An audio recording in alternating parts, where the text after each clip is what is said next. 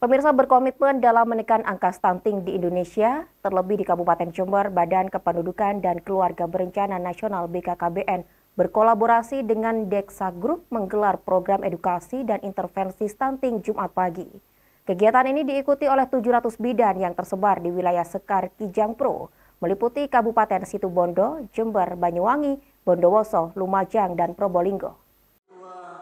Sesuai komitmen pemerintah dalam menargetkan penurunan prevalensi stunting di Indonesia sebesar 14% pada tahun 2024, Deksa Group berkolaborasi dengan Badan Kependudukan dan Keluarga Berencana Nasional BKKBN menggelar program edukasi bidan dan intervensi stunting di Convention Hall Letkol Rumah Sakit Dr. Subandi Jember, Jumat pagi. Sebanyak 700 bidang dari wilayah Sekar Kijang Pro meliputi Kabupaten Situbondo, Jember, Banyuwangi, Bondowoso, Lumajang, dan Probolinggo mengikuti program tersebut dalam menekan angka stunting di masyarakat.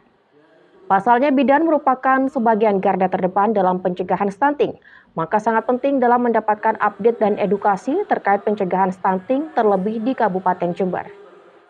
Kepala Dinas Kesehatan Kabupaten Jember, Dr. Hendro Sulistiono menyebut dari hasil data survei status gizi Indonesia (SSGI) pada bulan Februari 2023, Kabupaten Jember telah menduduki peringkat tertinggi di Jawa Timur sebesar 34,9%. Sehingga pihaknya berlakukan seluruh ASN di Kabupaten Jember untuk ikut lakukan pendampingan bagi ibu dan anak resiko tinggi serta bayi stunting. Jember hasil dari SSGI yang kemarin kita tahu Jember menduduki peringkat yang tertinggi Jawa Timur sebesar 34,9%. Tetapi kalau kita lihat dalam kondisi real hasil penimbangan di bulan Februari maupun Agustus terakhir terjadi deviasi yang cukup lebar. Tetapi kami sepakat bahwa pengukuran menggunakan SSGI itu akan kita jadikan sebuah perencanaan dalam menyelesaikan program stunting. Data yang terakhir hasil pendapat Agustus, Jember sebelumnya sejumlah 6,3% atau sebesar 9.800 sekian dari balita. Dari hasil penimbangan 98% total populasi balita yang ada di Kabupaten Jember. Pendampingan tergantung jenis intervensinya. Jadi kalau intervensi sensitif misalnya kita serahkan ASN yang berbackground bukan kesehatan. Tapi ketika pendampingan bersifat intervensi spesifik, contoh pemberian tambah darah, pengobatan penyakit penyerta, itu kita serahkan pada ASN yang berbackground kesehatan dan organisasi profesi kesehatan. Mulai ID, IB, PPNI, dan lain kita siapkan bersama-sama untuk segera menyelesaikan permasalahan stunting di Jember. Selain itu, Corporate Affairs Director Deksa Group Tarcisius Tantorandi mengatakan jika intervensi stunting bisa berhasil dengan edukasi ibu hamil dan pemberian ASI terhadap balita. Selain giat edukasi dan intervensi stunting, pihaknya juga berikan layanan pengobatan gratis terhadap masyarakat dengan obat berlogo dari program pemerintah melalui BPJS. Jadi memang kita yang utama kan tadi bekerja sama dengan bidan dan BKKBN untuk ibu hamil. Jadi terutama tadi yang saya sampaikan kalau balita itu atau setelah melahirkan bayinya dengan diberikan air susu ibu itu akan terbebas dari stunting. Program CSR bukan hanya seperti saat ini saja, kami juga melakukan pengobatan gratis untuk masyarakat yang membutuhkan. Kami gunakan obat generik berlogo. Kenapa kami gunakan obat generik berlogo? Obat generik berlogo itu ada kan program dari pemerintah. Kami selalu mendukung program pemerintah seperti Bangga Buatan Indonesia. Selain tadi obat generik berlogo itu kan masuk di e-katalog untuk program Jaminan Kesehatan Nasional atau JKN yang dikelola oleh BPJS.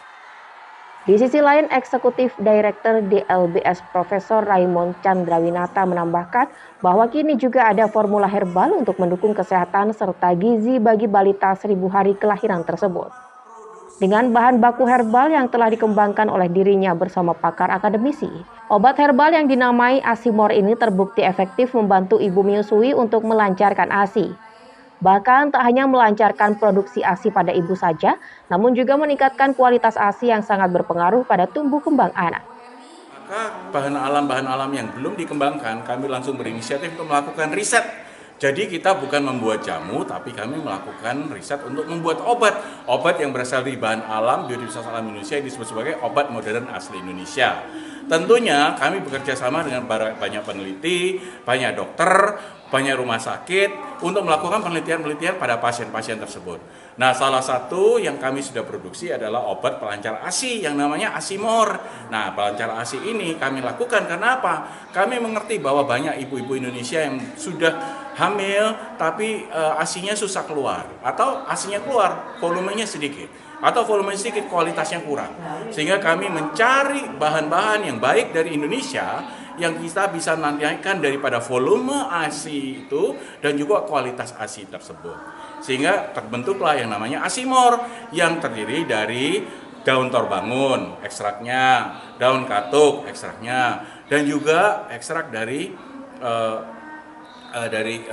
ikan gabus ya. Nah, kalau kita kombinasi galatonol yang berdua pertama dengan steatin, maka keluarlah suatu pemproduksi ASI ibu yang meningkatkan volume tapi kualitasnya baik, dan juga apalagi ibu yang baru melahirkan masih ada luka, itu akan cepat penutupan lukanya. Nah, inilah kegunaan daripada Bioimunitas Alam Indonesia yang didesain yang baik akan mendapatkan obat yang baik. Sementara giat program edukasi dan intervensi stunting dihadiri langsung sebagai narasumber penyuluh KB BKKBN RI, Ketua IBI Provinsi Jatim, Kadinkes Jember, Corporate Affairs Director Dexa Group, dan Eksekutif Director DLBS. Imam Hamdani, News FTV Jember, melaporkan.